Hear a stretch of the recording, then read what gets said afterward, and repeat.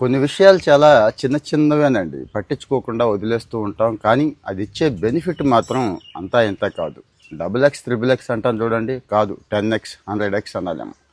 పల్లెటూళ్ళలో మన తాతలకి, మా అమ్మలకి తెలుసు. లేకపోతే ఒకసారి గూగుల్ చేయండి. నల్లేరు అని కొట్టండి. నల్లేరు పిచ్చి మొక్కలాగా ఉంటుంది, గడ్డిలాగా ఉంటుంది, ఎక్కడ పడితే అక్కడ పెరుగుతూ ఉంటుంది. కానీ ఆయుర్వేదంలో దీని పాత్ర మాత్రం అంతా ఇంత కాదండి. నల్లేరు ఏంటి అంటారా? ఎముకలండి. ఈరోజు అందరికీ ఎముకలు పెళిసైపోతున్నాయి, బలహీనంగా అయిపోతున్నాయి కదా. ఎందుకు అంటారా? మనం ఫుడ్ అలా ఉంది, ఇక కూల్ డ్రింకుల దగ్గర నుంచి అన్నీ అలాగే ఉంటాయి. వర్కౌట్ కూడా అంతంత మాత్రమే కదా.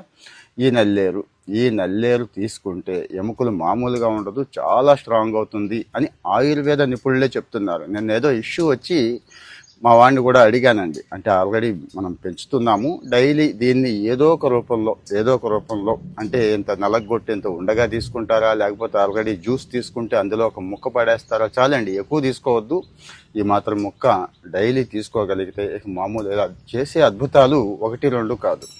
సో నా ఎముకలు గట్టిగా ఉండాలి, భవిష్యత్తులో మోకాళ్ళ నొప్పులు రాకూడదు, కీళ్ళ నొప్పులు రాకూడదు, నడు నొప్పి రాకూడదు అనుకుంటే సరిపోదండి. అవి వచ్చినప్పుడు టాబ్లెట్లు వేసుకుందాంలే అనుకుంటే అది ఇంకా ప్రమాదం కదా. ఇది తీసుకోండి. అదొకటే కాదు, ఎముకలు ఒకటేనా అనుకుంటారేమో. రిచ్ ఫైబర్ ఉంటుందండి ఇందులో. రిచ్ అంటే మామూలుగా కాదు, పిచ్చి పిచ్చిగా ఉంటుంది అన్నట్టు. ఇది ఎంత డైజెషన్ అండి, జీర్ణక్రియని ఎంత అంటే అంత పెంచుద్ది. అంటే తిన్నదంతా కూడా చక్కగా అరిగిపోతూ ఉంటుంది అన్నట్టు, హాయిగా ఉంటుంది కడుపుకు కూడా. తర్వాత ఇంకా ఉన్నాయండి, ఇవి మాత్రమే కాదు. డయాబెటీస్ రోగులు ఎవరైతే ఉన్నారో డయాబెటీస్ని కూడా ఇది కంట్రోల్లో ఉంచుతుంది. అంటే పూర్తిగా టాబ్లెట్లు మానేసి డయాబెటీస్ కోసం నల్లేరు తీసుకోమని కాదు నా ఉద్దేశం. ఇలాంటివి ఉన్నాయి అంటే ఒక మంచి ఆకుకూరలో ప్రయోజనాలు ఏవైతే ఉంటాయో, పాలకూర, చుక్కకూర, గోంగూర అంటాను చూడండి, అందులో లేనివి మెడిసినల్ ప్లాంట్స్ ఒక రకంగా. ఇవి అంటే తులసి, ఇవే మనం మెడిసినల్ అనుకుంటాం. ఇలాంటివి చాలా ఉన్నాయి.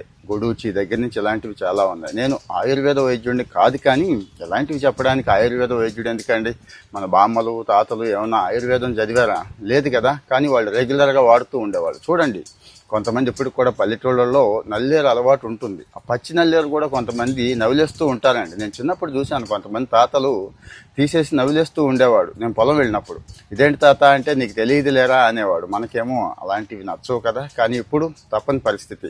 ఎందుకంటే మెల్లమెల్లగా ఆ నొప్పి ఈ నొప్పి స్టార్ట్ అవుతుంది కదా. ఓహో, అవన్నీ గుర్తొస్తాయండి. వాళ్ళు ఏం చేశారు మరి. ఇప్పటికి కూడా వాళ్ళు చక్కగా ఉన్నారు, గట్టిగా ఉన్నారంటే ఫుడ్ తీసుకుంటున్నారంటాం కదా. ఫుడ్తో పాటు ఇలాంటివి కూడా తీసుకుంటున్నారు. సో చిన్న మొక్క తీసుకొచ్చి పాట్లో పడేయండి, మామూలుగా పెరగదు, బేభత్సంగా పెరిగిపోతూ ఉంటుంది. ఇలాంటి విషయాలకి ఫాలో అవుతూ ఉండండి, మన వాళ్ళకు కూడా షేర్ చేయండి.